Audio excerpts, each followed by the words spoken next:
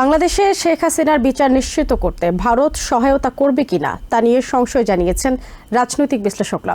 এই বিষয়ে আল জাজিরার আলোচনায় তারা বলেছেন, শেখ হাসিনার বিচার প্রক্রিয়া বেশ জটিল হবে। এক্ষেত্রে ইন্টারন্যাশনাল ক্রিমিনাল কোর্ট বড় ভূমিকা রাখতে পারে বলে মনে করছেন বিশ্লেষকরা।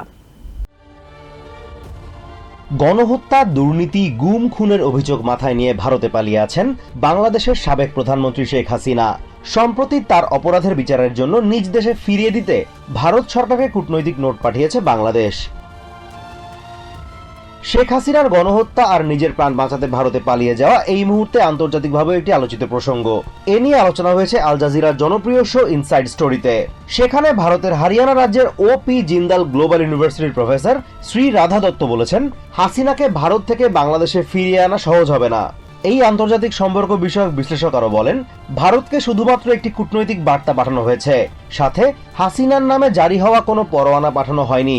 ভারতের সাথে যে প্রত্যর্পণ চুক্তি বাংলাদেশের রয়েছে, সেই চুক্তির আওতার মধ্যে থেকেই দিল্লি শেখ হাসিনাকে ফেরত দেওয়ার এই অনুরোধ নাকচ করে দিতে পারে বলে জানান তিনি।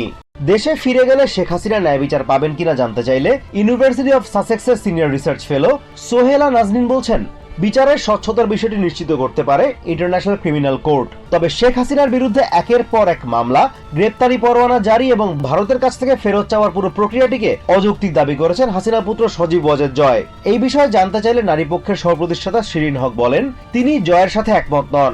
শিরিন হক আরো বলেন, শেখ হাসিনাকে প্রত্যর্পণের বিষয়ে মোদী সরকার বাংলাদেশকে ঠিক কতটা সহায়তা করবে সেই বিষয়টি এখনো অনিশ্চিত।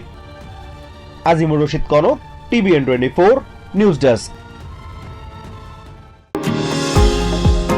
নিউ ইয়র্ক থেকে সম্প্রচারিত TVN 24 টেলিভিশন বিশ্বজুড়ে বাঙালির কণ্ঠস্বর।